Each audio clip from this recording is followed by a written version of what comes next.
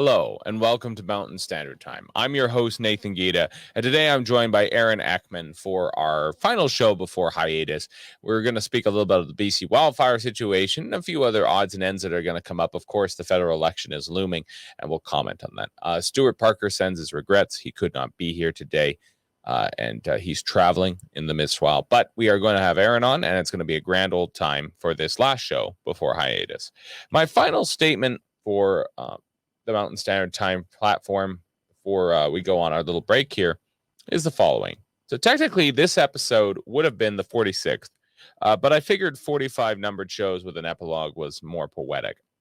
I want to begin by saying that I'm very thankful to all of our friends and our fans, and for that matter, our foes and our commenters, as well as detractors. Your contributions, comments, and corrections were actually the most important part of this and rewarding part of this role on the Western Standard. And I'm also very thankful to Western Standard for the opportunity I had on this platform. Not saying that that's the end of that. I'm saying that, hey, we're going on a bit of a break here. Maybe we'll have an entirely different show format when we come back. I want to be clear that one of the things that's interesting to stay tuned for when it does come to what the Western Standard is doing is going to try and make things smoother on this stuff. So they're going to get a bit of videography in there. They're going to do some editing in there. They're going to try and do fade ins, fade outs. It's going to be a lot of fun. So do stay tuned for how things are going to change. They're trying to kick it up a notch. So stay invested, stay tuned to what's happening, and let us know what you think. Send comments, questions, concerns our way via email. But before I do take this break where I get to go off and get married, have a honeymoon, and come back to you guys after all that bliss, I'd like to make a few last declarations. So the first thing I have to say is that I truly believe that when it came to COVID, the pandemic, and the lockdowns, we had a fundamental change in this country. And it was a really interesting position to be in media when that happened. So again, I'm thankful for that position I was afforded, that vantage point. And I'm hopeful that the comments I made during that time were more help than harm, more of an aid than a hindrance. I do fundamentally believe that the lockdowns, as well as the restrictions, took more lives than they saved. And I do fundamentally believe that we know enough now to know how to do this better. And if we don't do it better, we are now in a state of criminal neglect, and all but willful criminal neglect. We can't allow another lockdown, say in the fall, to be like the lockdowns were the last two times. So people need to be given more freedoms, need to isolate those who are most vulnerable, and let people make their own decisions about everything from vaccinations to masking. We know enough now. People need to be able to move forward. And it really displayed the fault lines inside of this country. And I really believe that sovereignty is a manifestation of this to a point. It's not that there was no argument of sovereignty before COVID, but I think that's something that needs to be thought about. Another point that I'd make here is that the social contract in this country probably needs to be radically altered, which again ties into sovereignty, if it's to be saved. This is something that I don't think we hear a whole lot on the right. We hear it more on the left. And admittedly, it's this opinion of mine has been greatly influenced by people like Stuart, like Aaron, who are helping me kind of see things from a different perspective. But I do fundamentally believe, from even a conservative perspective, the way we're doing things right now doesn't work. And one of the things I'm always reminded of by a certain member of my church group is that it actually takes capitalism to get to communism.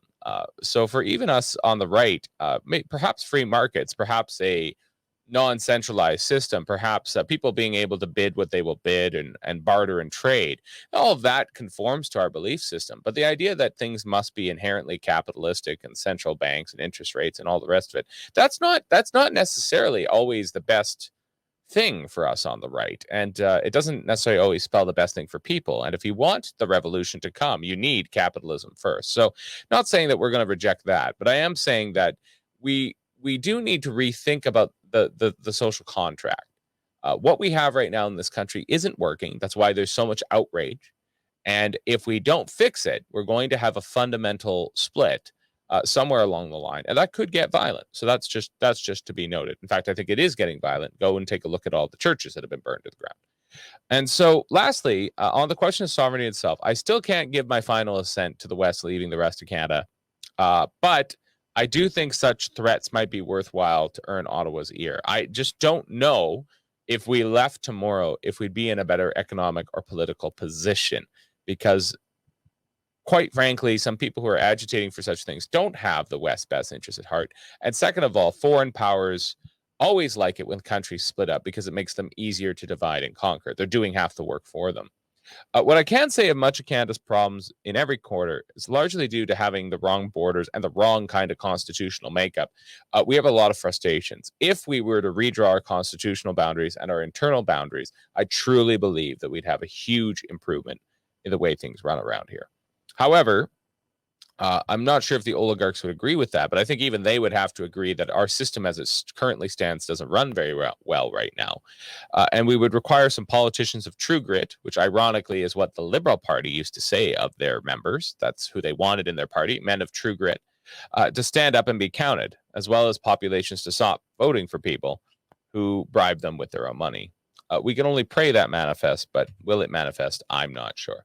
Well, we're going to bring on Aaron here, and we're going to get rolling with a few different things when it comes to what's still happening in BC with the wildfires. And so here we have Aaron Ekman, and we are ready to roll. Good morning.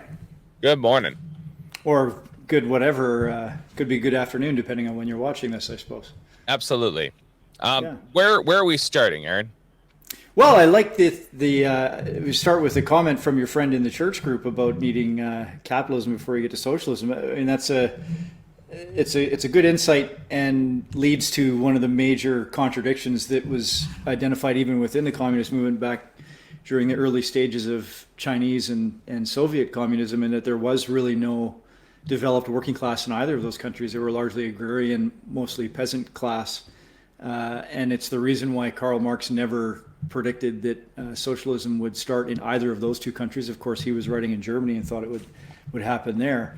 And, you know, without going too far down this rabbit hole, it's part of the reason why I think both of those countries had so much difficulty in trying to create a working class, given that they were espousing an ideology that sort of was predicated on the existence of an advanced working class, which has within it the most revolutionary potential, because if they stop working, everything shuts down, so whether they're revolutionary in desire or aspiration or not doesn't take away from the potential of their revolutionary component, because again, you can't run a capitalist economy if workers aren't working. And so this is merely the observation of Marx. And then you had these two countries that tried to embark on that project before the revolutionary class or the working class had really been developed. And all Marx really did was sort of talk about the contradictions there. Anyway, you probably didn't think you'd get a lecture on communism this morning, but the comment sort of set me off. And we're doing this pre-recorded now, so it's easy to edit this stuff out. Very good. Very good. I'm not doing the editing either, so we'll see what the videographer has to say. Yeah, so it's been as we've said a few times, it's been a hot week in British Columbia. It's been a fiery week, I guess one could say, if you'll forgive me a couple of puns. Mm-hmm. And weirdly to me, maybe not. Maybe I shouldn't be surprised by this stuff, I guess. But we see there was a lot of talk in British Columbia this week about declaring a state of emergency, and you know, this kind of caught my interest because there was a lot of this debate back in early 2020.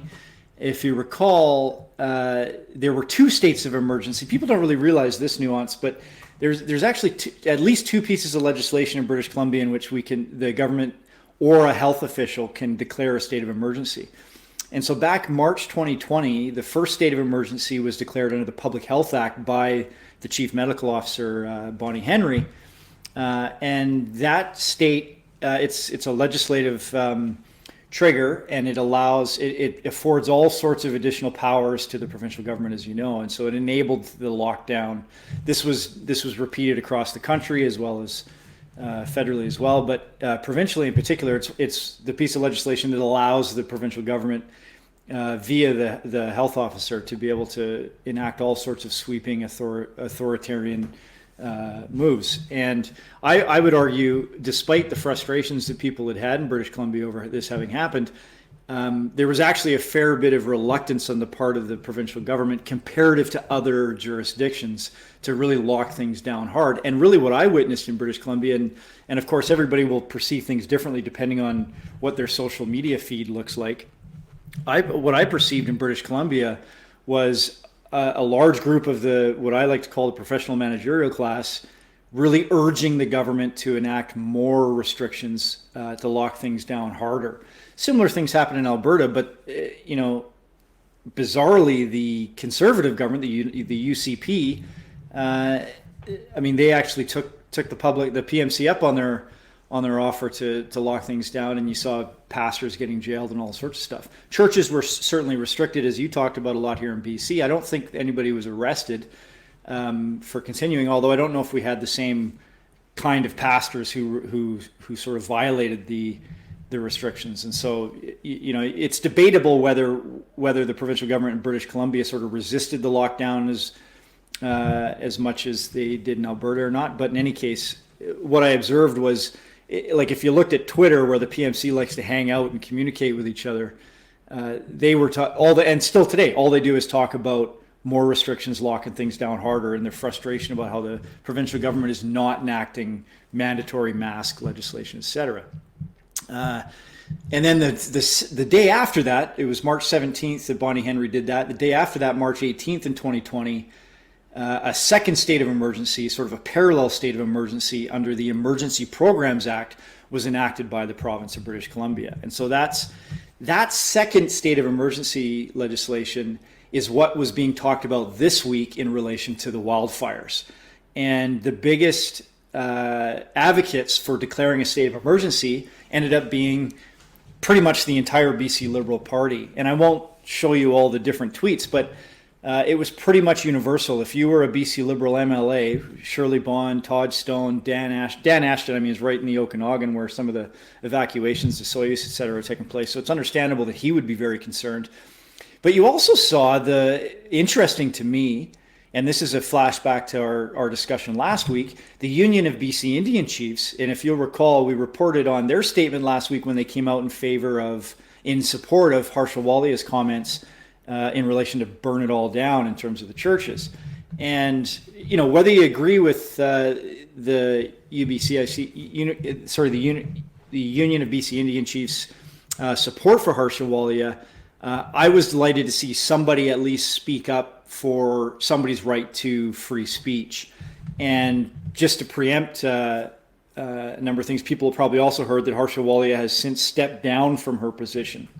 And I suspect that I read the statement from the board, and it looks like she was basically pushed out as a result, which is something that we probably won't get into today. Maybe we can talk about it later, but very concerning to me that, irrespective of whether you agree with what she said or not, that the head of this BC Civil Liberties Association, the organization that is really the only outfit in British Columbia that actually advocates for free speech rights.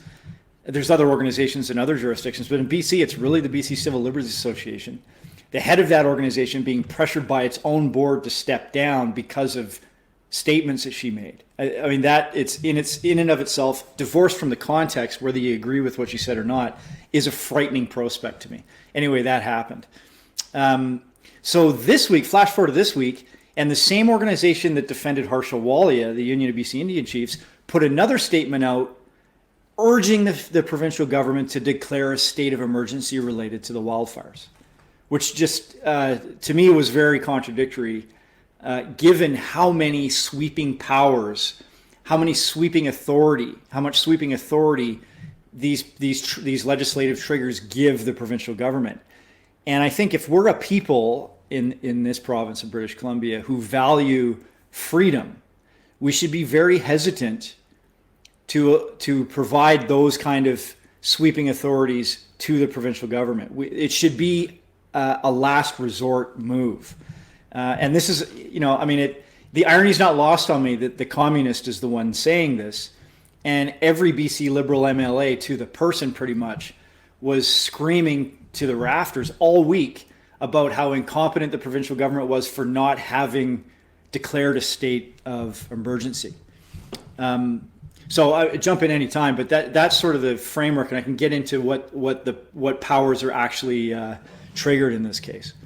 Yeah, I guess for me, it is an interesting contradiction in terms, certainly in ideologies and competing ends, competing goals. The thing in my mind was on a purely like, hey, things are going bad right now. Maybe somebody should turn on a siren, like that sort of understanding of a state of emergency. Like, someone should probably turn on the air siren. Someone should probably turn on sort of understanding of a state of emergency. Someone should probably turn on the air siren. Someone should probably turn on the flashing lights.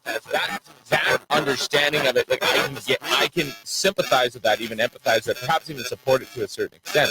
But I don't disagree with you that asking for a state of emergency, not that there isn't bad things going on right now, but the sweeping powers, especially after we've just witnessed what happened in COVID, and now literally there are questions around vaccination. What happens if people aren't vaccinated when they go into these school gyms and that sort of thing, when they're evacuated and put on cots on rows in school gyms? That's an entirely other sort of situation.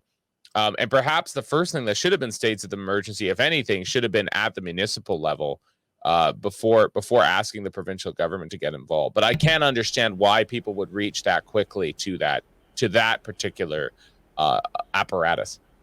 Yeah, I agree with you there. I can understand sort of the panic that some people are feeling, and some organizations are feeling if they can actually see the fires coming towards them. They're probably like, why haven't you declared a state of emergency? It's clearly an emergency. There's a fire literally coming over the mountain towards my home.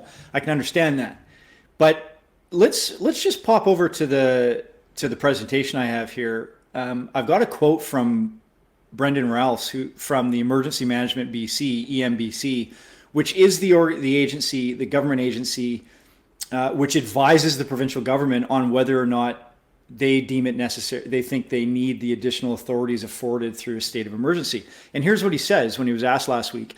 A state of emergency is primarily a legislative tool, and during this current event, a provincial declaration of a state of emergency has not been necessary to provide assistance to people to access funding or coordinate or obtain additional resources, including federal assets to support both response efforts and people who are affected or impacted by the event. So this is the guy, and this is the thing that the BC Liberal MLAs, they understand this, but when they complain about it to try to rile people up, as an opposition will try to do, this is the part that they leave out, in that it's not even really a decision made by politicians. It's formalized by politicians. It's declared by cabinet, and usually, and as was the case 2 days ago, by the public safety minister. In this case, it was Mike Farnworth. But here you got the guy who's responsible for giving the advice to government, who has absolutely no reason, no incentive to not ask for a state of emergency if he deems it necessary. And he's saying, look, we're fully mobilized. We've got all of the resources at this point that we need allocated around the province. And as we'll see in a couple of minutes through this press conference that the Premier did, there's already, firefighters coming in, not just from other provinces, but from literally around the world. And they're saying they didn't need to do it. And so you have to wonder, why is it that the BC Liberals are calling for this so hard? And it's just purely performative. But if you're a conservative, this is the part that I think, the bigger political issue here is this growing divide between the BC Liberals and basically, the sizable conservative contingent of voters in the province. The BC Liberals have always had a difficult time holding this coalition together. And when they make when they make performances like this, basically, conservatives, I think, look at this and they think, how could I ever vote for these guys? They're so eager to restrict certain freedoms. Let's go through what it means when you actually invoke and declare a state of emergency under the Emergency Programs Act. So first of all, the important thing, Section 9.1 of the Act, it's what authorizes cabinet to declare the state of emergency. But the important thing is that it doesn't have to cover the whole province. It can be declared just for certain areas. So it's entirely possible for the province to declare a state of emergency in a Soyuz. It doesn't have to extend it across the province. And so we're now in this position where, I guess they've basically folded to the opposition pressure on this, and the opposition's doing a victory lap on it. For what reason, I don't know. I guess just because they can demonstrate that they're not entirely useless. Although, there's really no Anyway, they have extended it across the province. So here's what happens. So the next section, 10.1D, we're going to start to get into the kind of things, the special authorities now that a government can carry out as a result of the state of emergency. So it allows the government to acquire or use any land or personal property considered necessary to prevent, respond to, or alleviate the effects of an emergency or disaster. So, this doesn't happen very often, but it's now entirely legal for them to basically just come to your farm and commandeer all your equipment, for instance, or take your truck as you're driving down the street. So if you end up going through a roadblock, they can just say, well, oh, you got a pickup truck. We've got a shortage of pickup trucks in the province, which is actually usually a thing. I remember back in, I think it was, when were the big fires that raged through Kelowna and all through the Okanagan? It's going back as far as, I think, 2005. Yeah, 2000, yeah. Right? About I remember 16 years ago. Yeah, I still have this vivid memory. I was moving from Kelowna to Vancouver at the time, and I didn't have a pickup truck like I do now, so I had to go rent one, and I couldn't get a pickup truck anywhere in the province because they'd all been basically commandeered by BC Wildfire to fight these fires. Fair enough. I mean, I wasn't complaining. It was more important for them to put the fires out with the rental pickup trucks than it was me to move my stuff from Kelowna to Vancouver. But this is the authority that allows that to happen, and they can just do it to individuals as well, not just to rental companies. What else do we have here? So authorize or require, example, conscript, any person to render assistance of a type that the person is qualified to provide or that otherwise is or may be required to prevent, respond to, or alleviate the effects of an emergency or disaster. So there's another piece of legislation as well, and I think it's called the Wildfire Emergency Act or something like that, where there's sort of a duplicate clause in here. This is the legislation that historically is the reason why when a wildfire started, the pubs would be empty in most small towns, because people knew that what used to happen was the fire chief would walk into a pub and just conscript all the men in the pub to come out and fight the fires. That's how we used to do it in British Columbia. And so, when you saw smoke, you stayed out of the pubs because you didn't want, you wanted to go protect your own stuff. You didn't want to get conscripted by the province to have to go fight the fire somewhere else. And they have. I met somebody once who this happened to, and they were just traveling through. They were just like 18 or whatever. They'd just gotten out of school. Like they were in Hope or something. I guess they decided they wanted to be Rambo. They were hitchhiking through Hope, and they got. Some flashing lights turned on. The truck pulled a Yui. This must have been in the 70s or whatever. They pulled up next to him. It was like, "Where are you boys going?" So, well, we're all heading up north to go work in a mine or something. We're gonna go make money in a mine. It's like, yeah, you were headed up there. Get in the truck. Yeah. And they were conscripted. They were paid. They were given their check at the end, but they were put through fire training, which was hold the hose and don't die, and then told to fight the fire. That was how it was. Well, and that's the thing, is that it says you have to be qualified, but holding a hose, they can deem you qualified after you've received 30 seconds worth of instruction, right? Hold the hose like this, stand like this, and point it this way, point it at the flames. Mm-hmm. So this is, and I don't even necessarily disagree with this stuff, but like, are we in this spot where we have to start conscripting people? Like, as we go through this, you start to realize that the people that were screaming to the rafters for a state of emergency to be declared, they don't even know what it means. They just sort of want attention. Like, they have no idea what it, they just say, oh, it means you can get more resources. From where? What other resources that we don't already have? Like, why do we need a state of emergency to invite firefighters from Alberta, Mexico, all over the world, actually, to come in and help us out? We don't. We've already done that. You don't require a state of emergency to do it. And like I said, if we go back to the original slide, Brendan Rolfs is saying, We've been fighting these fires early all summer, and we don't need to restrict your freedoms at this point to do it. We'll let you know if that changes. So what else? Authorize the entry into any building or any land without warrant by this stuff gets scary, by any person in the course of implementing an emergency plan or program, or if otherwise considered by the minister to be necessary to prevent, respond to, or alleviate the effects of an emergency or disaster. So I actually don't have any concerns that the current BC NDP government is going to abuse this stuff. And part of the reason why I'm not concerned about that is because they seem so reluctant to invoke a state of emergency, even when the opposition, the so-called free market coalition, the center-right coalition, is lighting, pardon the pun, lighting their hair on fire because the province hasn't yet restricted our freedoms and invoked this state of emergency. But, they can now, like, if you had somebody in government that had a bit of an authoritarian bent, like the kind of politicians that cry for this stuff, even though they don't really know what it means, you can see all sorts of entry points for abuse. And it's important for people to actually take a look at the legislation to see what the stuff means before they start calling for this, which is why it's so confusing to me that the Union of BC Indian Chiefs, of all organizations, who has a long history of justifiably being concerned about authoritarian overreach by the provincial government, given the history of treaty negotiations and betrayals,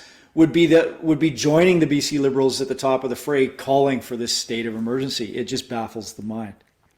It does baffle the mind. I mean, as somebody who has lived on a farm for a decent chunk of his life, I also am not super interested in the government having a warrantless way of getting onto my property to come and see what I've been up to for the last couple of years. I already have a problem with BC assessment coming on there and trying to up my taxes for no good reason.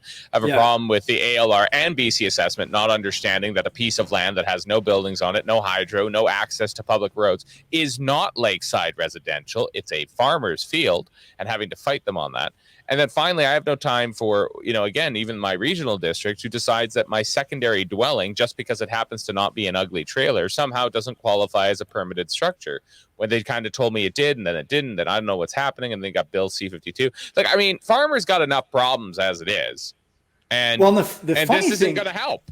No, not at all. I mean, what would be a beautiful scenario from my perspective in your individual case is if they did come onto your land as a result of this and decided that this building that the regional district or whoever won't permit actually ends up being a perfect structure to help them fight the fire, house firefighters, because it actually is. So wouldn't that be funny? And I wonder, if you could then use that example to argue that it should be permitted. Probably not, because most of these agencies don't talk to each other or do anything that makes any sense. But again, this is the kind of overreaching powers that they award themselves. Let's see what else we have here, because it gets worse. Like, it actually gets worse. So the next section says it enables government to procure, fix prices for, or ration food, clothing, fuel, equipment, medical supplies, or other essential supplies, and the use of any property, services, resources, or equipment within any part of British Columbia for the duration of the state of emergency. So why hasn't somebody done this and fixed our gas prices yet? Like, I mean, really, like, gas is $1 a liter, and smokes are $5 a pack, and I mean, burgers. We're going back to the dollar menu at McDonald's. Like, this is great. Buck a liter. It's $1.45 a liter, and then down in Vancouver, it's like almost $2. It's like $1.75. Yeah, no, this has got to be stopped. Yeah. So, if now you got a state of emergency, do something with it. I guess we can say, yeah, price fixes. Let's do it. So I mean, you can, even if you're not concerned about, like, you can look at this and go, whoa, this is concerning. But it also gives you a sense of why we have this legislation and the kind of situations in which it's useful. So if you're like, what kind of scenario do you have to be in where government has to fix prices and ration food and clothing and fuel for the populace? You have to be in a, yeah, it's exactly what it is. It's wartime, right? And so, like, why is the so-called right-wing government, the government that's supposed to be not government, but opposition party, the so-called right-wing party in British Columbia that is supposed to be the home for conservatives, calling for these kind of restrictions, lockdowns, and powers for government in this scenario when Brendan Rolfs from Emergency Management BC is saying we're good, like we don't need this additional authority. That's what I think all conservatives should be asking themselves. And it goes on. It's also similar to the Public Health Act. It can be used to control or prohibit travel to or from any area of British Columbia. And that's the end. So we can probably take that down. So this is what the BC Liberals have been calling for the better part of a week, and are now doing a victory lap because the public safety minister the day before yesterday finally got on the air and said, okay, well, you asked for it, so now we're under a state of emergency.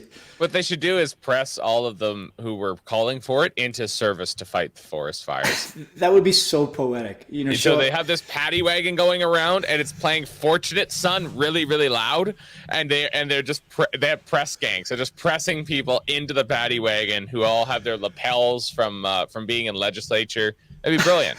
I would love here in Prince George to see it roll up to Shirley Bond's office. And okay, Shirley, get in, loser. We're gonna go fight some fires. Exactly. Oh, I don't think I'm qualified. Don't worry about it. We got you covered. We'll give you 5 seconds of hose training. There you go. Just look very surly. Look very surly, and you'll do fine. Wait a minute.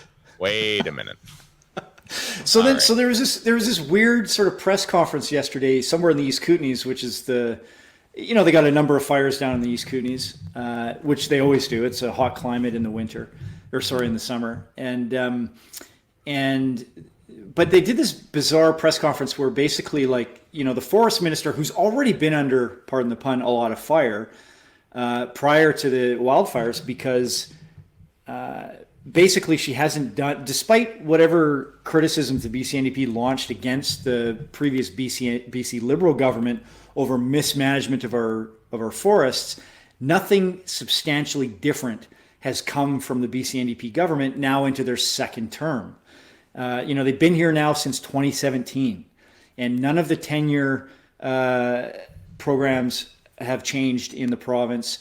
As our good friend of the show, James Steidel, will tell us, they're still allowing the spray of monocrops and the destruction of all the biodiversity in the forest, which is one of the major contributors to these kind of wildfires. Which is, and I didn't grab the clip, but if you watch any YouTube now from British Columbia, you get this targeted ad at you from the BC government, basically chastising you for having cigarettes. Basically making the case that, well, the reason we have so many fires in British Columbia is because everybody's smoking and nobody's being careful. Now, they are, I think they actually had quantified a couple of weeks ago that upwards of 50% of the fires in the province were human started, right? But it doesn't mean they were all started by cigarettes. I don't think there's really that many people even smoking anymore. I don't know. About 15% of the population. At most. Yeah, so if we're to believe the BC government and their ad campaign now, that percentage of the province, that low percentage of the province, is out in the woods, throwing their butts into the driving into the around, bush. just tossing cigarette butts and being hardcore campers. That's all they do. They just camp all the time. Yeah, because people that like to go camping, they're big smokers. They just like to sit around. It's not like they go hiking and kayaking and need their lung capacity or anything. They just tend to be, they just go and they basically, smoke a pack and they're just chucking them out into the woods. That's what they do. That's what I used to do when I smoked not that long ago. That's what I did. That's how I smoked. Yeah. Woof. Yeah, it's the middle of July. Seems like a good idea. I just think British Columbians are a bit smarter than that, but the BC government, they have an incentive to lead us to believe that we're the ones starting all these fires. Because what they don't want you to do, and this isn't just the BC NDP, this stuff happened during the BC Liberal government as well. What they don't want you to do is pay any attention to how they manage our forests. They don't want you to pay any attention to the fact that we've just got these basically pine monocrops with no aspen, no biodiversity at all. We actually spray them to kill the other life in the forest, because we treat them like farms, like tree farms, like Christmas tree farms. And that's what makes them so flammable. And then they also say, oh, well, we got to send people out to clear the brush off the forest floor because that's flammable. Well, yeah, sure, it's flammable, but it's a lot less, you need that brush because it has to biodegrade onto the forest floor to create the diversity and the nutrients to regenerate the forest. And we're wondering why we can't grow the kind of wood that we used to. We're wondering why all of the mills are shutting down, citing shortages of fiber. We wonder why, when fires do get started, they just rip through these forests like never before. And it gives, my cat's going to jump in on this as well. I hope that's okay. That's fine. And it gives a lot of meat.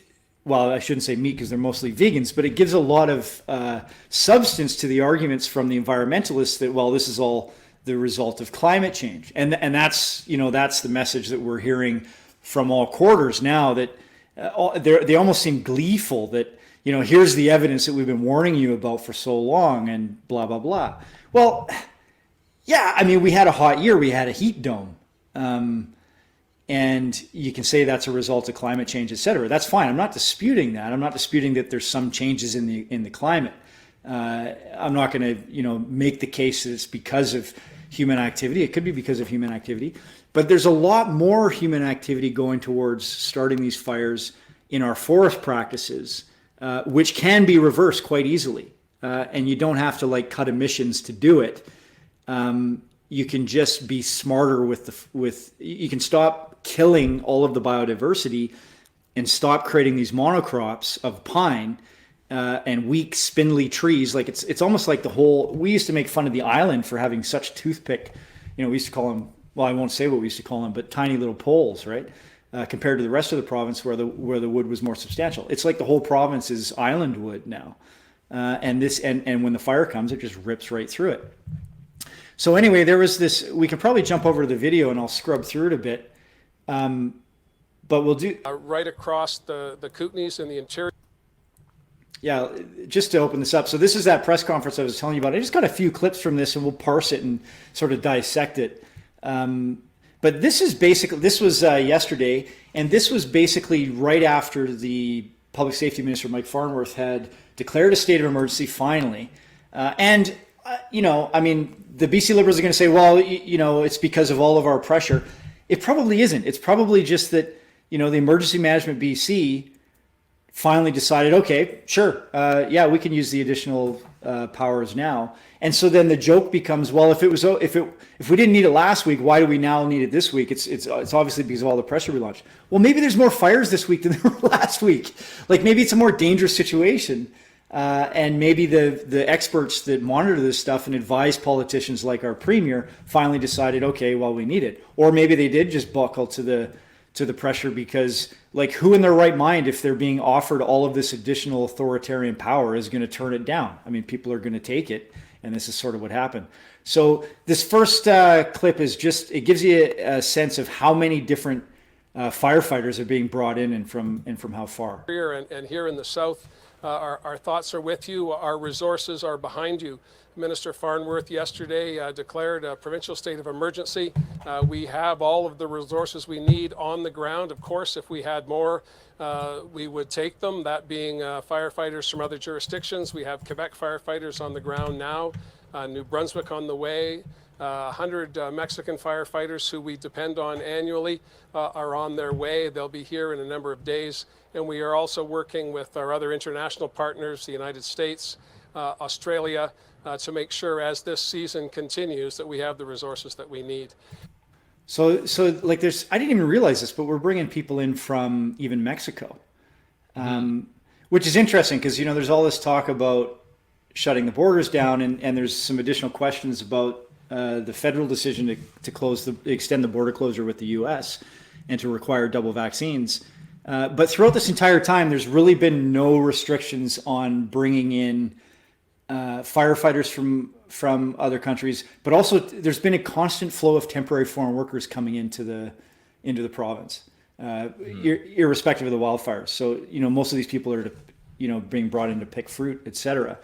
So it's just interesting that we'll go through all these efforts to restrict the freedom of British Columbians to travel to and from the U.S. and other jurisdictions in Canada, but don't ever put any restrictions on the flow of cheap foreign labor coming into the province. That has never been restricted, going right back to last year, and we'll get into this a bit more.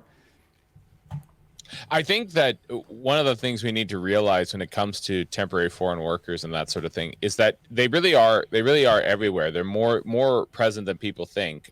And I think that something that's a real failing on the right is kind of the willful blindness that we put ourselves through about it.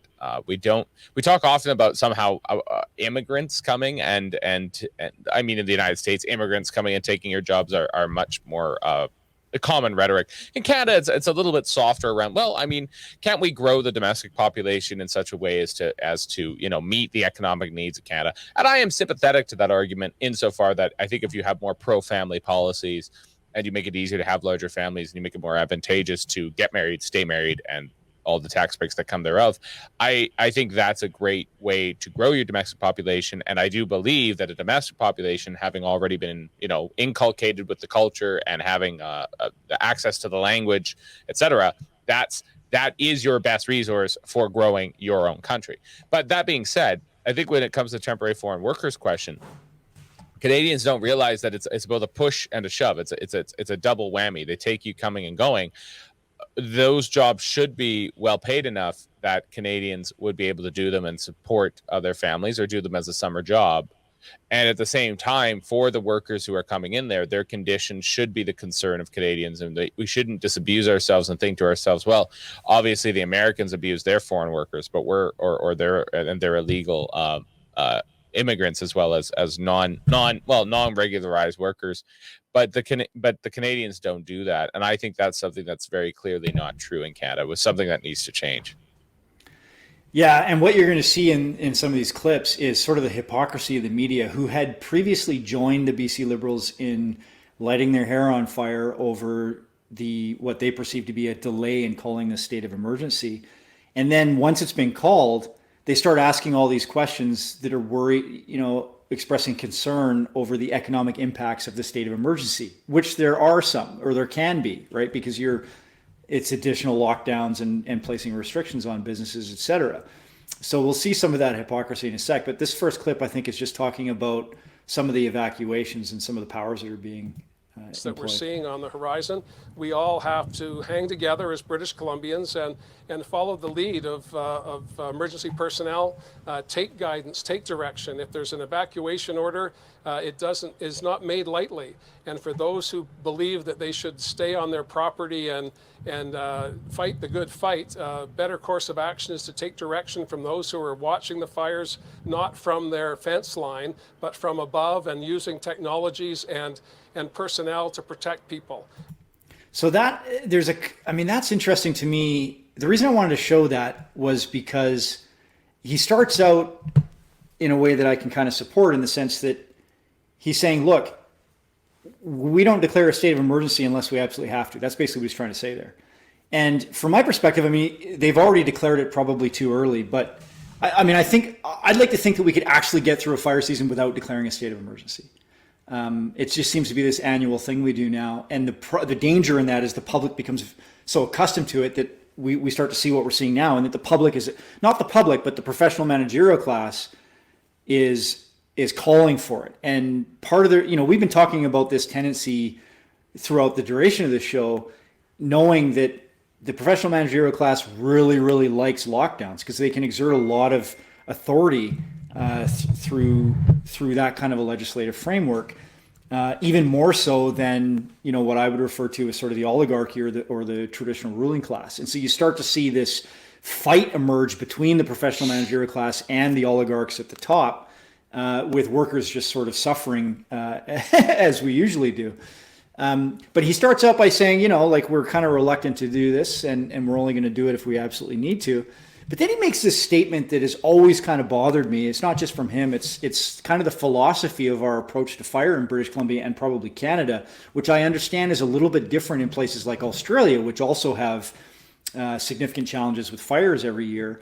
And that we have this total sort of paternalistic attitude to especially rural landowners, particularly in the agricultural sector, who I believe have always been well suited and well equipped to help defend their land against fire. Why?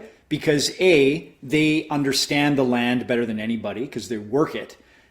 B, they have a hell of a lot of irrigation equipment, which means they can move a lot more water around.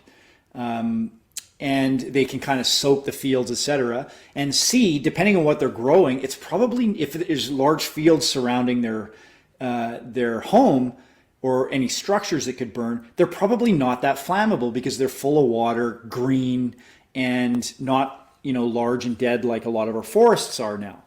And yet we have, and in Australia, I understand, I'm not an expert here, but I understand that there's more freedom afforded. Like it's more difficult for the state to come in and forcibly remove somebody, particularly in rural areas, from their property. And there's this belief that, farmers generally are pretty good at fighting fires, or at least preventing the destruction of their crop and livestock. And that's the other thing. There's a lot of animal lives that are just sort of left during evacuations. They're not fed, or it can be very difficult, disastrous for farmers.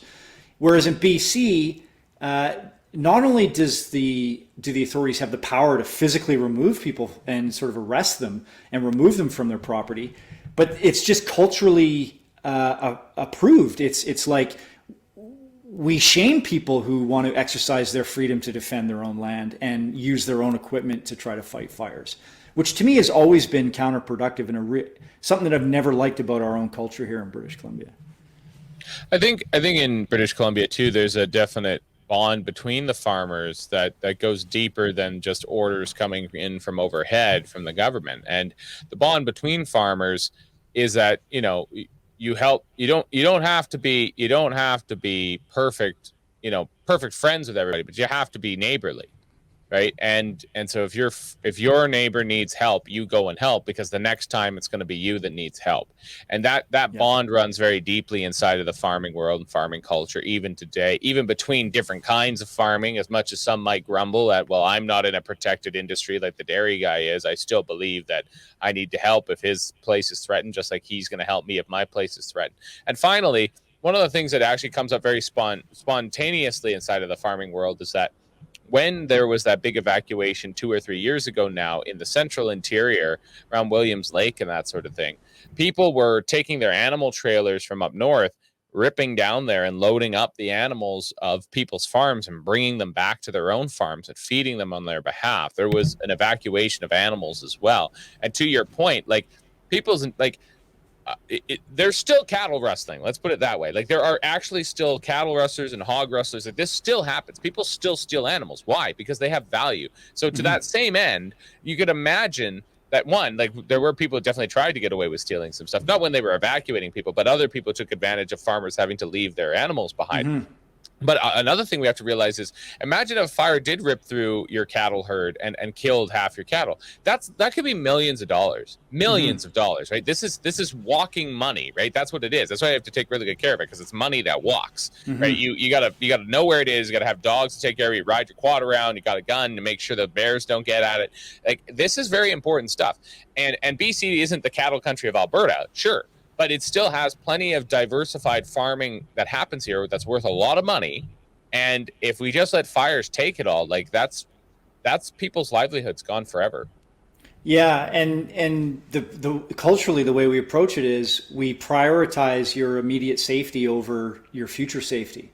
And so because there's this threat that your family can be killed in a fire, or you can be killed in a fire, the state has now the authority to physically remove you from your home, which is just backwards. I mean, it totally removes the expertise that farmers have, or anybody else in rural areas, to operate their equipment that they have to protect their own things. But why wouldn't, if we have, this is what's so contradictory. We have this legislation that allows us to run around in pickup trucks and go into a pub and empty the pub out and drag everybody into the forest to go fight fires.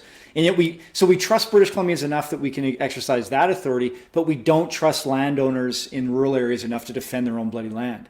So if you just sort of play this out to its logical conclusion, you get these ridiculous possible scenarios where you remove the person from their own land who actually knows how to operate the irrigation equipment, knows what to do with their animals to keep them safe, has a pretty good idea of the lay of the land beyond their own borders because they live there and they work the area. But we're going to remove them from their land, and then we're going to go to the pub and get a bunch of people and come in and have them fight the fire on the farmer's land. It's just stupid.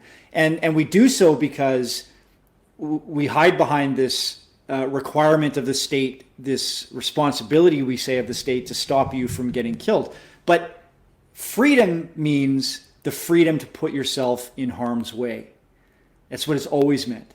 And that's, the same concept extends to feminists who I actually tend to really like Camille Paglia, who say things like the whole point of feminism for us was to fight against imposed curfews at universities, etc., knowing that if we were to step outside at night by ourselves and we're wearing skimpy clothes, for instance, we may increase our chances of getting attacked by male predators, but we demand the freedom to put ourselves in that kind of danger. That's what we demand. Yes, we might get raped as a result of where we go or what we do, but the freedom to go do that is more important to us than not having that freedom because the state or the administration or whoever the direct authority is thinks they're going to take our safety in their hands and make decisions for us. So that's a piece of legislation I think that has to be revisited. And yes, it does mean that you might get more cases where, farmers who are staying on their land and not following the evacuation order perish in a fire. But they have to, if you want to live in a free and democratic society, you have to give those people the freedom to make that decision. I think that's my argument on it anyway. Well, I agree with you, but we're getting into a funny moment, not unlike the one we had with a certain tall left-wing guy some weeks ago now. I guess it would almost be months ago now, where he was on the show with me and he said that when you increase the supply of something, that doesn't decrease its demand, and we know this from basic economics, and that's why we should prevent the further exploitation of fossil fuels. And I turned to him and said, well, we social conservatives have been saying that about pornography for years, and nobody's backing us up. And he's like, well, I know I'm making a very socially conservative argument, but that's the point. And I'm like, well, kind of to the same point here. You're making a very freedom-based argument, Aaron. But that's the point of those of us who are pretty skeptical about the pandemic, skeptical about the lockdowns and of the vaccine, especially now that there's enough people dosed and they've kind of tricked everybody into getting it. They're like, oh, yeah, by the way, we might still have a third, fourth, eighth wave. I don't know what wave we're on anymore. They're like, oh, yeah, no, we promised you that this would fix everything, but it isn't going to, but also still take it, but also still wear masks. And also there might be another lockdown in September. Enjoy your summer. It's like, I think at this point we know enough to know that don't hug your grandma, don't lick the doorknob, and don't be a jerk, and maybe move on with life. I don't know. We'll keep the old folks safe and we'll move on with life. But for some reason, it's always that baiting. So to your point, I completely agree with you. I want people to have freedom and exercise their freedom. But the people who are running this thing don't seem to want that very much. Well, and what's so surprising to me is that the BC NDP government is the one that's more reluctant to go down this road than the so-called free market coalition of the BC Liberals. So I think if there was actually a legitimate sort of conservative party in opposition or in the legislature in British Columbia, I'd like to think that you'd have some voice in the legislature that would be saying, whoa, hang on, maybe we should examine whether or not we actually need to gift ourselves this kind of authority, this draconian authoritarian power, just because the province is burning. We've been here before. But the BC Liberals, who are supposed to be representing Conservatives in this province, they're shouting louder than the BC NDP is for these kind of lockdowns and restrictions. They certainly did the same thing during the pandemic. There was no criticism from the opposition of the lockdowns and restrictions that existed that were enacted by the BC NDP government and by the public health officer. So which party is it in British Columbia that raises the banner of freedom? There doesn't seem to be one, at least not one that is reflected in the legislature at all.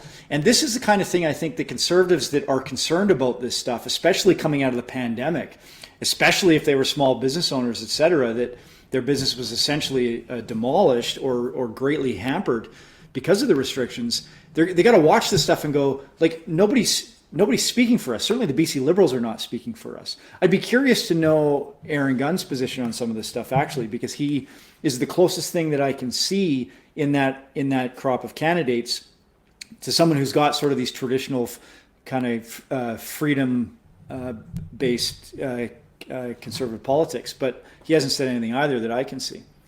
I think that's something to kind of jump off here, especially as we're on our last show here before hiatus. I think this is actually a crux of an argument when it comes to Canada in general, and definitely BC specifically, and even our local municipality of Prince George and other places, that question of freedom versus not just versus responsibility, but at what level does the government have a right to kind of influence that? And my response ideologically, or at least methodologically, would be the reason why freedom doesn't sell anymore. There's a lot of people agitating for it. There's probably about anywhere from 25 to 30 to 40% of the population somewhere that would vote for the Freedom candidate or the Freedom Party. The reason that doesn't get the votes it needs to is that it's not just about the responsibility it comes with, but freedom isn't an ideology. Freedom is a poise, right? It's a pretense, it's a frame, it's a paradigm. It's not an ideology. So you tell people, no, I really believe that you should be able to make your own choices and take responsibility for them. They're like, well, what's your program? It's like, well, no, I'm saying that you are going to figure out your own program. It's like, but what are you going to do for us? What are you going to give us? How are you going to save us? Where's my monorail? No, but this is it. Where's my SkyTrain? Damn it! But this is exactly it. And I'm not saying the government shouldn't have some kind of programming around how to keep society ordered, right? We're Canadian conservatives. We're not libertarians. Those of us who are on the right in Canada, those who are libertarians in Canada, I don't really know what you're doing here. The only thing that you kind of get away with in Canada is that it's so big. If you go to its furthest reaches, there's no enforcement because there's no cops and there's no tax police because they just can't get there because they don't care. But the point being that Canadian conservatism has always had a bit of a marriage with the idea of big programming, starting right from the Canadian Pacific Railway. But nonetheless, like freedom, like, yes, I believe in the freedom idea and a freedom party, a freedom candidate, but it does not sell in the sense that you can't program it. So you're always disorganized. You're disorganized, freedom people, disorganized, not anarchists, but we'll say that it's disorganized, nonviolent anarchists versus organized statists. Well, you always lose to the statists, and you know that as well as I do. Mm-hmm.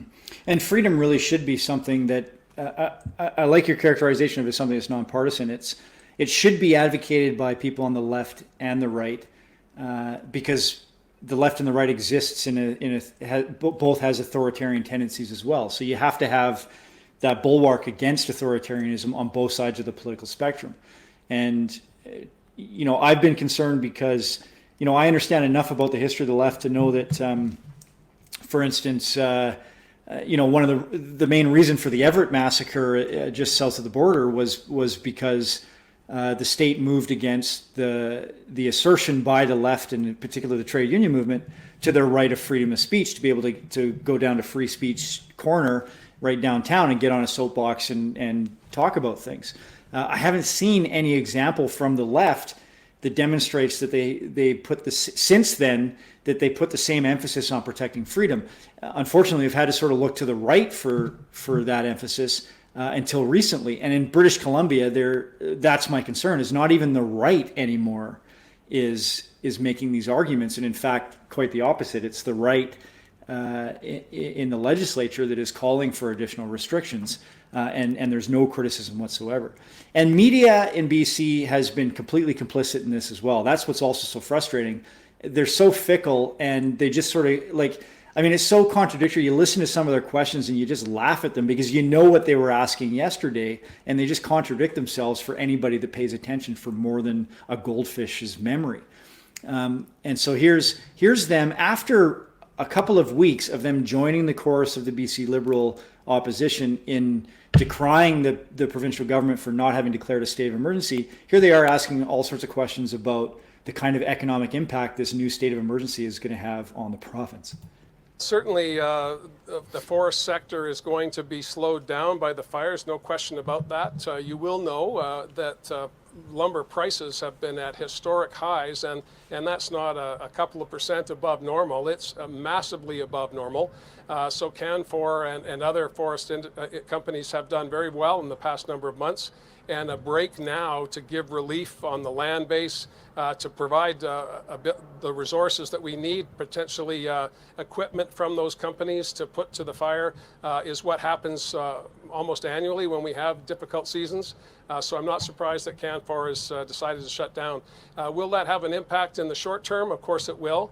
But again, these are quarterly businesses that table their profits, and you would have seen record high profits by major BC forest companies in the first quarter. I suspect we'll see that in the second quarter. We need to make sure that those benefits to those companies flow down to workers, to communities, and of course also to the province, so that we can provide the services that we need critically right now to put out fires. So these are cyclical events, and there goes a helicopter. This is the other thing that's kind of funny about Horgan. He's so easily distracted. So, like, he's just, if you watch this whole thing in its entirety, he's sort of distracted from his message a few times as helicopters fly over and people walk around him. It's kind of funny. He's like a more friendly, Doug Ford. It's just he's just a slightly less aggressive Doug Ford. He's just a good old boy, just wandering around, happens to be premier. It's like, oh, hi, how you doing? I'm in charge now, I guess. All right. I don't know if he's less aggressive than Doug Ford. I mean, he can get pretty aggressive too. He's put a lot of work, I think, and his communications team has put a lot of work into trying to tone him down. But he can get pretty fiery. But the similarities, I think, are spot on. But yeah, I mean, this is an interesting development. So I mean, Canfor is shut down, but they. The interesting bit is, like, government can go in and sort of commandeer a bunch of their equipment as well and apply it to the fire, which, I mean, that's good. That's the way it should be. Whether we've got to that point yet that they need to do it or not, that's another question. And then there's another question here again about, so that was an answer in response to a question about the negative effects it's going to have on the economy. And then they keep going with this line of questioning. This summer, are you concerned that the declaration of a state of emergency will keep visitors out of areas that are even not impacted by the fire because of this idea that BC is now under a state of emergency? Well, we were under a state of an emergency for a year and a couple of months, and we still had people coming. You'll recall that I was urging people to not come, but they came anyway. Which is, I mean, the question itself is just so hypocritical to me, because it's like, I mean, I guess they got to ask the questions, but just like 2 days ago, I think that was Richard Zussman from CTV. And I mean, these people spilled a lot of ink complaining about the fact that they hadn't declared the state of emergency. And then they turn around right away and they're like, well, what about the economy? I mean, did you consider this? It's like, but I mean, you can sort of criticize them for this, like I do, but this is what the opposition is doing as well now too. So if you jump on the Twitter accounts of all the BC Liberal MLAs, that's what they're talking about now is, like they've gone back to the mid-pandemic attack on this government, that they're not providing enough supports for small business and in particular funding. So here you have the Free Market Coalition, which has been calling for more authoritarianism this whole, for the last 2 years, and now as soon as we get into a fire situation, that are also, their biggest point of attack on the government is that they're not funneling enough money to private business. They're not funneling enough free taxpayer dollars to private business owners. That's basically what they're saying. And the media just picks up on this and kind of repeats it because, I mean, they don't really have the sophistication to come up with their own questions, right? And this is the frustration. It just keeps going on and on.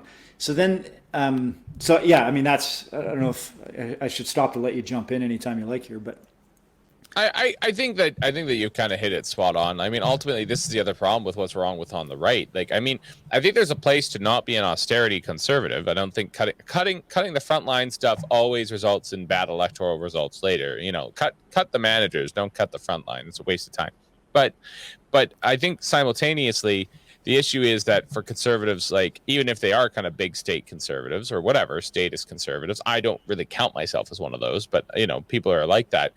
It's interesting because people are always interested in getting that free money to private industry. I think a lot of run-of-the-mill conservatives are not okay with that. I think the average conservative is like, no, I don't get free money for my business or my whatever. I don't like that. If I don't get it, they don't get it. And why are these big businesses getting subsidized again? If they're so good at business, they wouldn't need to be subsidized. And I think that's a sentiment that, right or left, I think there's plenty of British Columbians who could completely say, like, no, we shouldn't be handing out more money to people. Like, just run your business better, or you might have to fold up shop and change some things. Well, the contradiction is squarely with the opposition on this question, because they cry to the rooftops for weeks over the need to declare a state of emergency. And then as soon as it's declared, they start saying, oh, this is so difficult on businesses. They can't Draconian. operate. And it was the government that declared the state of emergency, so it's the government that should give them taxpayer dollars to help keep them afloat. But the problem with these businesses isn't really one over demand. As we'll get into some of these questions in a couple of other clips here. The biggest problem faced by businesses right now across the board is a lack of labor, a shortage of labor. And that's not just in BC, that's happening all over the country. And so in the state, and it's also happening in the US, and if you watch sort of conservative media in the US who generally sides with businesses on these kind of questions, they're really the reason they're so opposed, the reason why Republicans were so opposed to affording the same financial supports that are given to businesses to regular working folks is because they're terrified that if you give some stimulus money or some support money to working folks, that they're not going to go to work, which is a backwards argument if you sort of understand how the economy works, in that, like, the American government certainly didn't give anybody who wasn't a business or a rich business owner or a corporate executive anywhere close to the amount of money that you would need to survive for more than like a couple of weeks, right? So the argument that people aren't working because they're able to just sit at home and get money doesn't make any sense at all. What's happening is that, like, you know, you look in New York, for instance, where it probably endured the worst lockdown that hit the restaurant sector and the direct service sector the hardest. There's a guy on YouTube called Louis Rossman who runs around New York with a camera just showing how dead everything and closed everything is. I mean, it's just sort of a ghost town in so many areas. And so what happens to the workforce when that happens? Well, they go find work somewhere else. They often leave the city or they leave the state. We saw this in the Caribou we've seen it over the last 3 or 4 years, as there's been, I think, at least 2 evacuations over that period of time, where you get all these restaurants, they have to close down because the town gets evacuated, and they don't reopen again when the evacuation is lifted because those workers have moved on somewhere else and they've found work somewhere else. Most of them probably went down to Vancouver, where there's more jobs and more job growth than in the interior. There's virtually no job growth in the interior. So then the supply of labor goes down. And what happens when the supply of something goes down? The price goes up. And, you know, I got almost no time for Joe Biden. I think he's everything. He exemplifies everything that is wrong with the Democratic Party and politics in the U.S. But a few weeks ago, probably because he was, I don't know, a little bit delusional at the time, or off his meds, or who knows what, he sort of slipped up and said the only thing that I've ever agreed with. And he said that he was talking with a bunch of business owners who were complaining to him. These are the big companies, like, you know, even Amazon, et cetera, although Amazon's doing quite well. We're saying, look, we're having real difficulties in this labor shortage issue. And, you know, I quote him directly. Biden said, and I think he whispered it, I should have got the clip. He said, yeah, because you're not paying them enough, right? And it was like this moment of sort of this lucid realization. He sort of said what everybody should be saying, which is, when the supply of labor goes down, the price of labor goes up. If you're a free marketeer, you have to understand this. If you want to enact government policies that refuse to acknowledge that market reality, you're not actually a free marketeer. What you want is an artificial cap and ceiling placed on wages, and then somehow force workers to come work for those low wages again when the market demands a much higher amount. And of course, you can't really force people to come work for lower wages, but what you can do, and what we are doing, is you can bring in more temporary foreign workers to work for less. And so instead of the market taking care of wages like so many libertarians and free market fundamentalists say that it should, when the rubber hits the road and workers actually go, well, you know, you're just not paying me enough to go work in that dangerous environment, or it's just easier for me to get a better paying job in some other jurisdiction. Instead of paying more, which is what the market would demand that they do, they opt for temporary foreign workers, and they go crying to the provincial government for more funding, which is not free market at all. And that's the big contradiction. I don't have any caveats to that. I mean, again, we'll see what people have to say about the show later when it's actually broadcasted. But the fact of the matter is that I think the Conservatives really need to pull up their socks in this area. We need the working class, not just as a voting bloc, but we need them also as the bedrock of our society. And people deserve to be paid, and they certainly deserve to be paid something that doesn't just keep them in poverty. That's not rocket science. I do probably differ from you on a couple of the counts of the methodologies that might be used for that. We would differ all day on taxation and a few other areas, but I think that we still are united on that one point, which is that poverty wages aren't wages; they're just subsidized slavery. And I think that we need to do something about that fundamentally, especially if we want this country to move from kind of its backwater status of being somewhat a third world nation with nicer cars and faster internet to supposedly a true G7 nation that actually has some mastery of its own borders and masters in its own house. Yeah, and remember, like, I'm not even articulating my own position on this, right? Like, I'm not a free marketeer. I don't necessarily believe that the market should dictate wages. I don't necessarily think that labor should be treated in our economy as a commodity that is subject to the laws of supply and demand. But I'm not the one running around complaining about the labor shortage. It's the free marketeers who are. And so all I'm doing is like shining some light on this contradiction. You're either in favor of the free market or you're not, right? And if you run around calling yourself a free marketeer, especially if you are part of a party that brands itself as the Free Market Coalition in British Columbia, and yet you're running around complaining about a shortage of labor because you're not willing to subject yourself to the free market when the supply of labor is low enough that the price is high, and you don't want to pay the market price for labor, and you then turn to the state and say, I can't stay afloat because the workers are demanding too much money for what I used to be able to pay them half to do.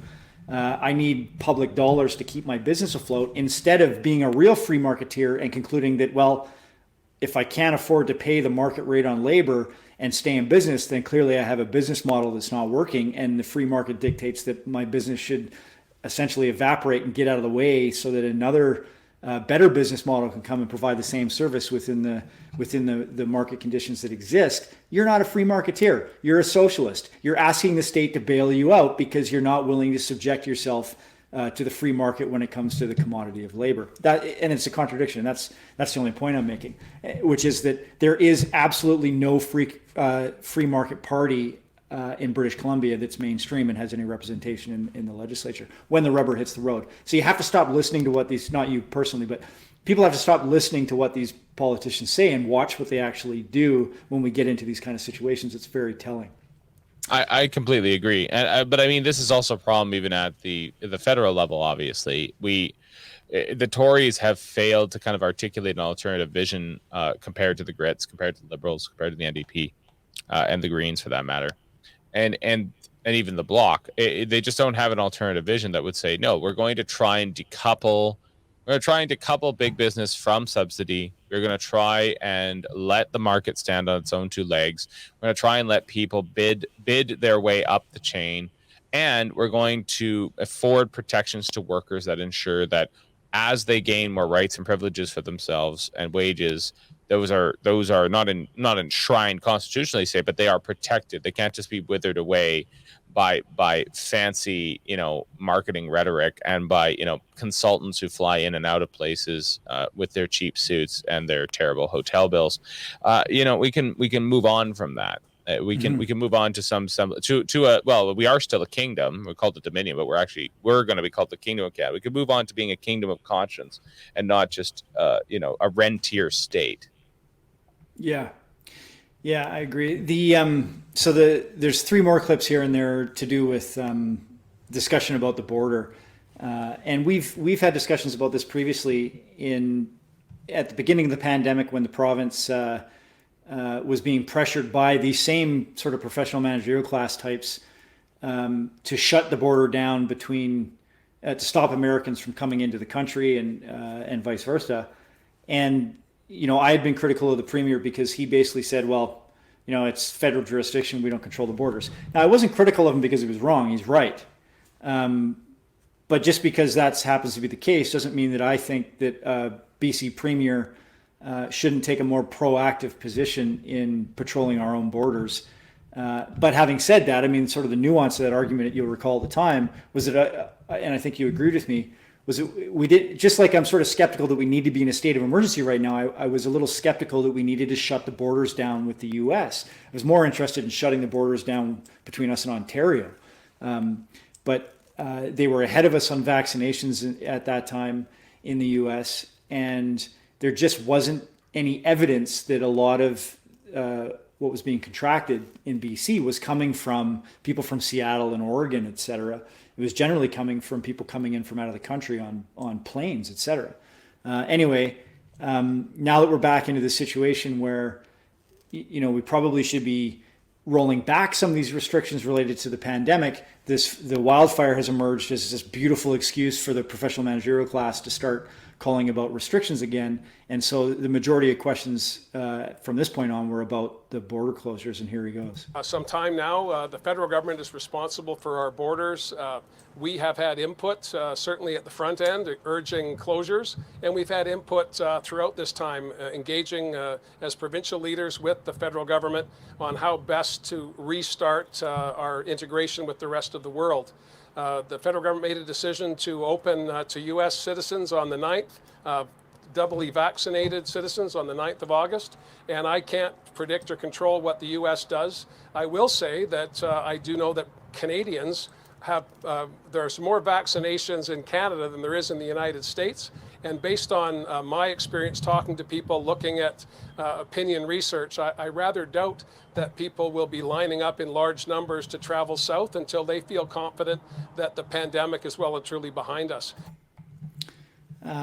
So I'll probably just jump to the next one as well, because he mentions a couple times here this new requirement now that you have for Americans that they have to be double vaccinated in order to come across. Let me just play this because it's kind of the same. We have a whole host of other ways for Americans to come into British Columbia up and down the coast. So we want to be there with the federal government to manage that, to protect people.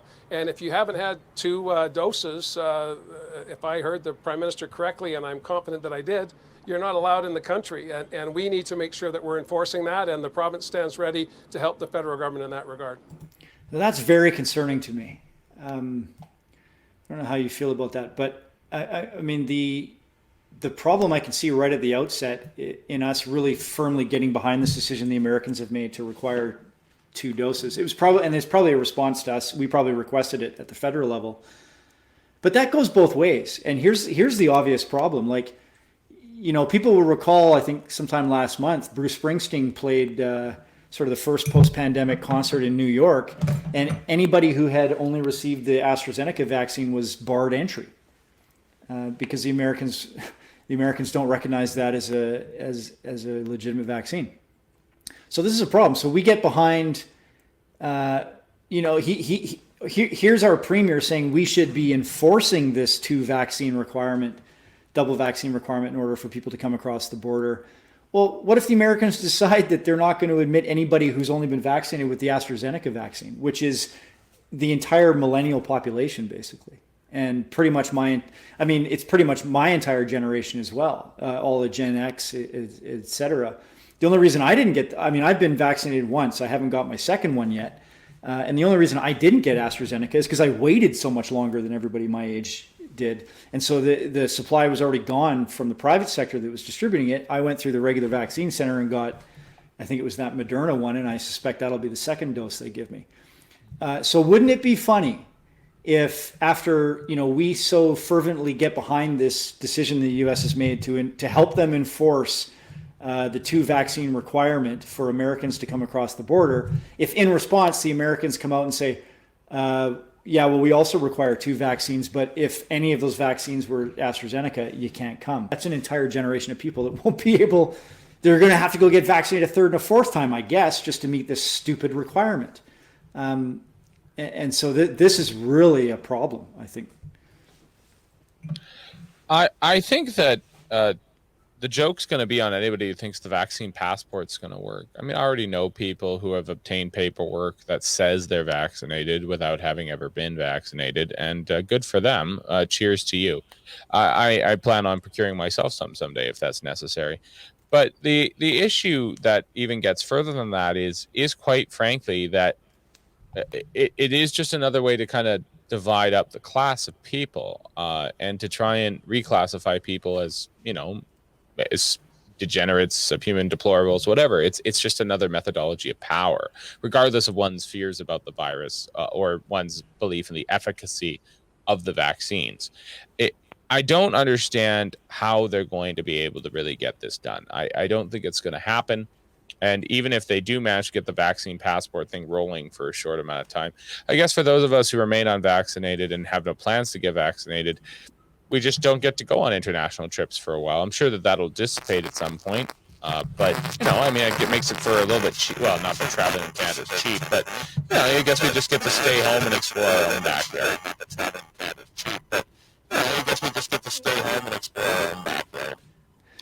Yeah, it's a big problem from my perspective. I think, it's not a new thing that countries will require certain vaccines in order to travel to them. And in fact, I remember traveling to Venezuela a few years ago, and there was a whole list of different vaccines that were recommended. I'm not sure if any were necessarily required by the Venezuelan government, but I went and got them because there's maladies and different viruses and diseases in other areas of the world that I don't necessarily have resistance to, because I live in a comparatively virus-free portion of the world, because it can be so cold up here, right? So a lot of what exists in sort of the Southern North America, Central America, and even South America just doesn't exist up here in Prince George, which means we're a bit more we're a bit less. We got to get you a microphone mute. Yeah, I know. I got one over here. Don't worry, it's all pre-recorded. We can edit that stuff out. There it is. So it's not new that people might require or even be well advised to get some vaccines for you definitely want to get malaria shots, and you want to get dengue fever shots and those kind of things when you go traveling around in South America. So I'm not necessarily as worried about that, but I am worried about vaccine passports, absolutely. And I disagree with you in the sense that you have any skepticism that they'll be able to enforce this thing. They will absolutely be able to enforce it. That's what's so frightening, is if they decide to do what they've done in some other countries. The worst videos that I saw were coming out of Australia when they decided that they were going to start enforcing mandatory masks outside on the street.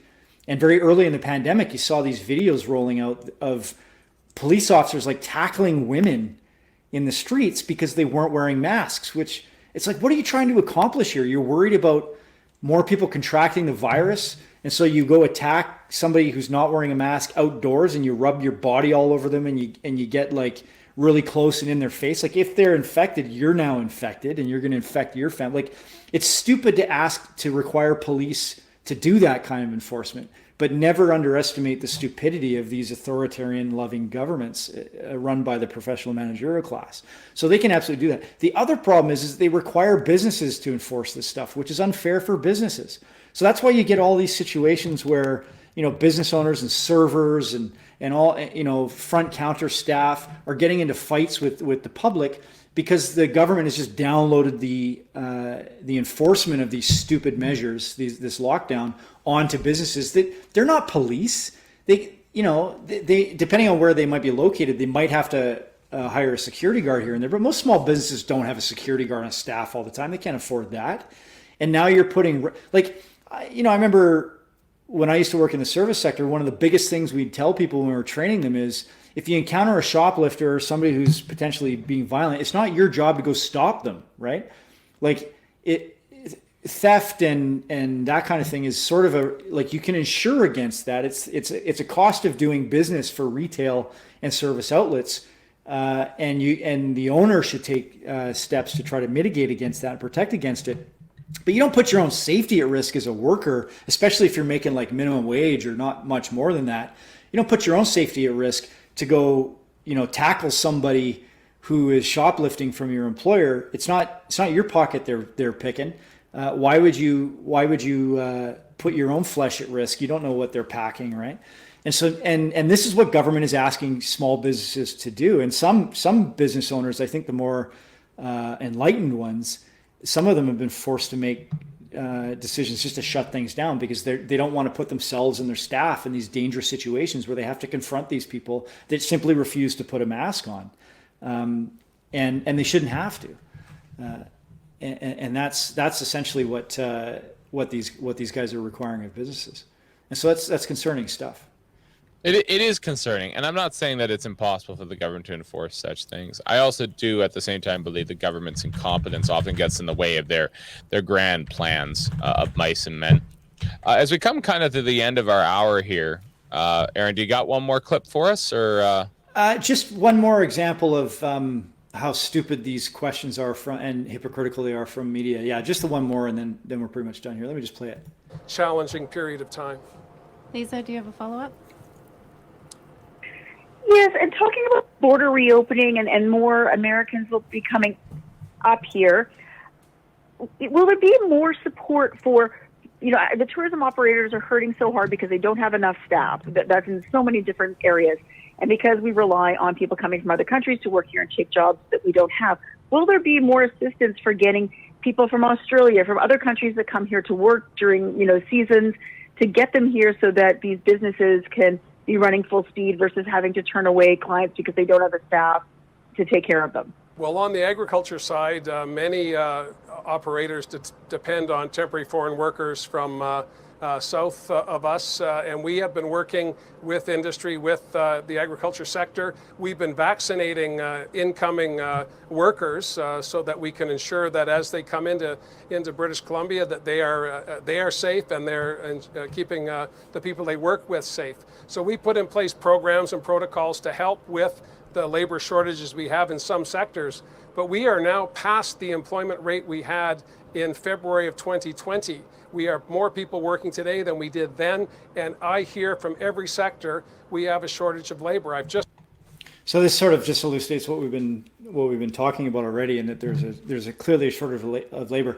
When the question was being asked, I kind of it almost achieved the impossible by forcing me to feel sorry for Horgan here, and that they've been these same people who have been yelling at him for weeks to call a state of emergency are now saying, are you going to put money into these businesses that are now hurting because of the decision you made to call a state of emergency? But then his response is, well, we're just going to, there's a shortage of labor, so we're just going to bring in more temporary foreign workers, and don't worry, we're able to vaccinate, we can require them to get vaccinated.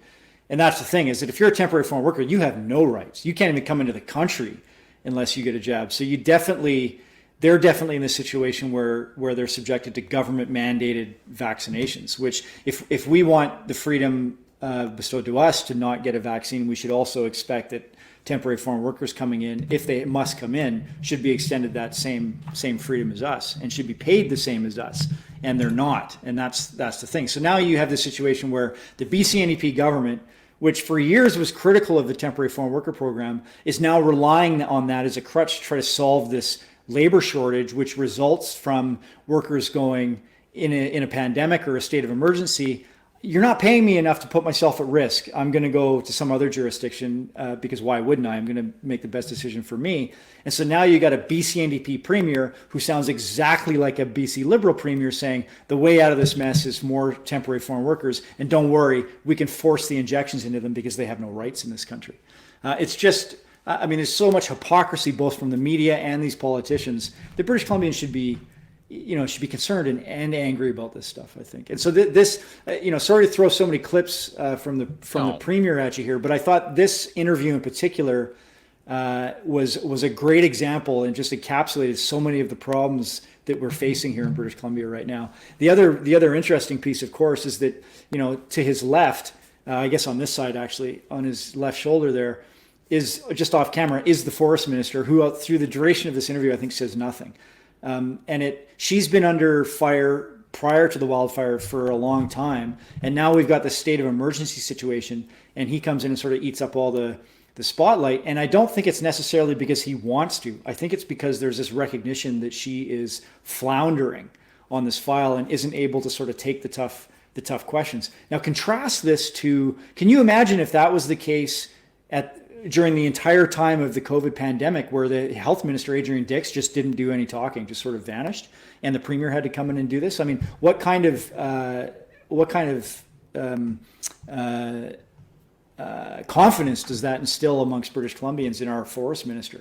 So I wouldn't be surprised if a cabinet shuffle comes up soon that you see Kat Conroy shuffled out.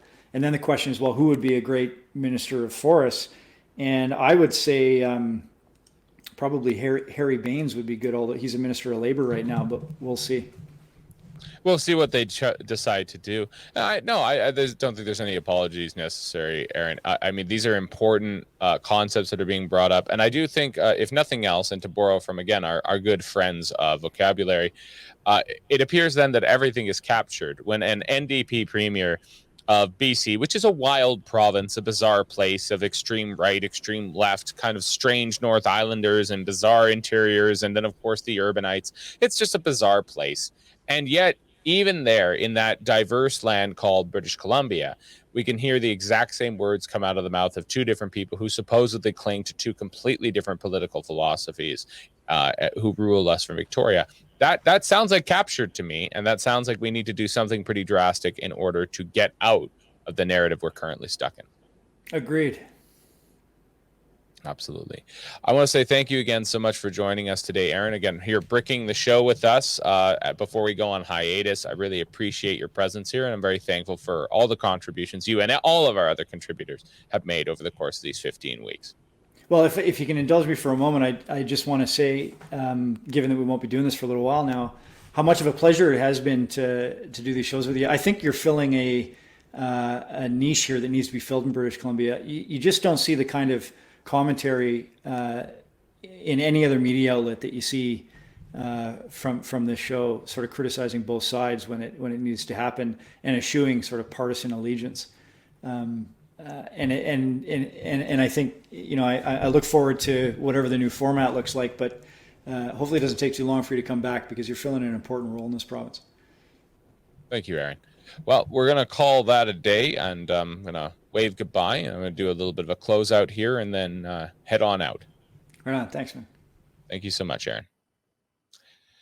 Well, that was Mountain Standard Time, week 15. And we're here at the end of these things. Not quite the end of all things necessarily, but the end of these things. And I think that as a concluding point, at least on my end, we're hopeful, deeply hopeful of a better future for this country, whatever parts of this country continue to be whole or one. But I do believe there's also some real dark nights of the soul ahead of us as a culture, as a people, as a land that is wrestling with its very identity, its background, its history, and where to go to from here. My only piece of advice on all that count is that certainly things must change. And perhaps they even do need to change radically. But in the end, they need to have buy-in. And the buy-in from at least a majority of the population, and certainly those elements of the population that feel marginalized and ignored. And until that's understood, there's going to be a complete disconnect between those who rule us and those who are ruled. And that can't go on forever. That will eventually result in violence and will eventually cause some very deep problems in this country. There are things that are being said in this country that I never thought I'd hear. There are things being done in this country I never thought I'd see. There are attitudes being taken in this country I never thought people would entertain. That is not a recipe for success. If we hope to move forward as a nation, we will require some very serious renovation in the not so distant future. Thank you for watching. That was Mountain Standard Time. I'm Nathan Giede. We'll see you after the hiatus.